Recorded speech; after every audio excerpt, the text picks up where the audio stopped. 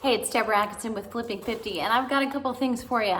We're ready to roll, all right? I've got two things. This one comes from a company that I love, and it is just a short version of what typically is probably a 36, almost 36 inch or 30-inch foam roller. They're all 6-inch diameter. We almost all need that, so don't go according to size. 6-inch diameter is what you want. I like a short one because this one I can throw into my suitcase or easily throw into the back seat of the car if I'm going to be traveling, and so I've still got it with me.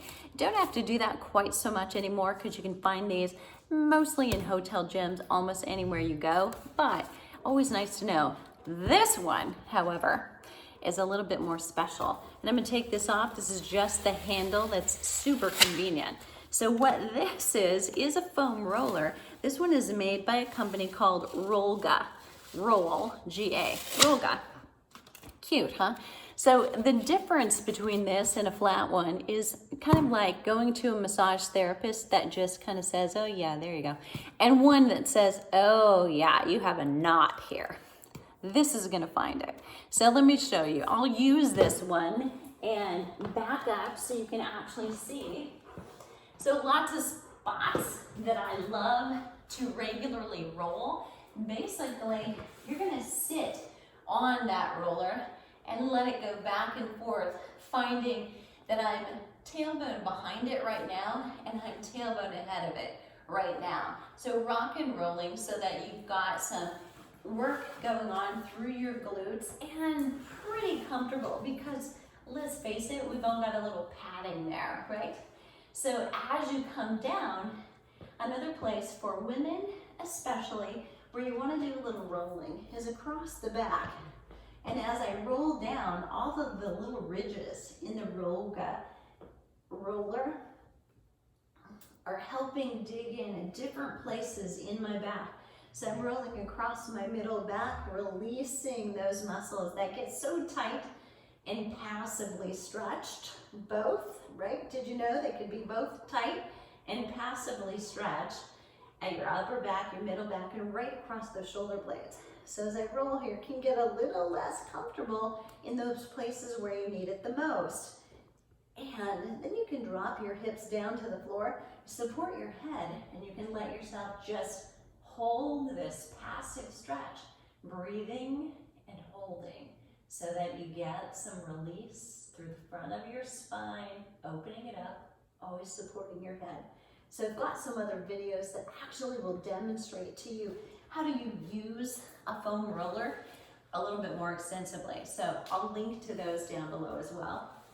Tops of the thighs are some of those areas that for most of my clients tend to get tight, and you want to release those as much as you can so that we can release the hips. And when we release the hips, we tend to release the stress and the pull on the lower back, and it becomes a lot happier. So this not so bad today, it really depends on what you've done. As you roll to the side of your hip, this one can get much more interesting. So notice how I'm crossing that top leg over, the bottom leg is long, and I'm gonna roll across the hips and right up into the top of my hip, and then back down, and then I'll roll all the way to the knee, just the outside of the knee, holding on right here, and then back and forth again, super slow. It's about an inch a second, right? So not speedy, just slow. And then I'll roll slightly forward. So I'm an inch further to the front of that leg, and that's actually where it gets a little more touchy. And you're rolling on that IT band, which for some of us has caused some problems in the past. But if you are somebody who rolls regularly, you're a lot less likely to have problems. Now, if I was going to keep myself even, I would roll on the other side as well. But how often should you roll? How often are these useful?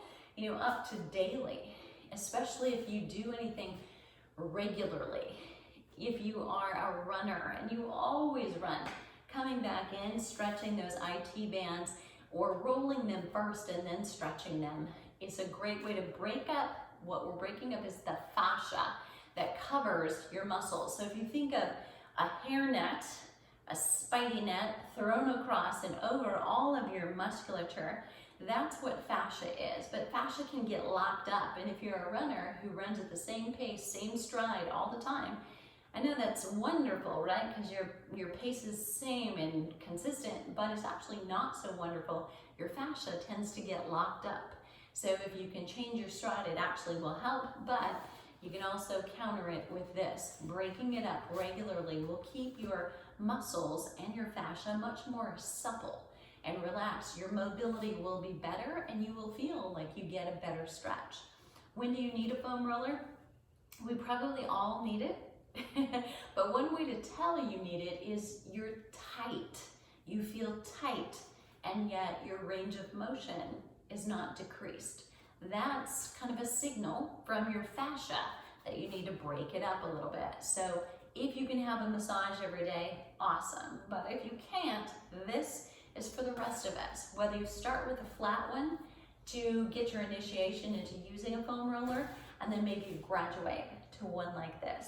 Totally up to you, but totally worth the investment. And I'll link below to more information about where to get them and where you can get your hands on a roll guide. And I'll see you on the flip side.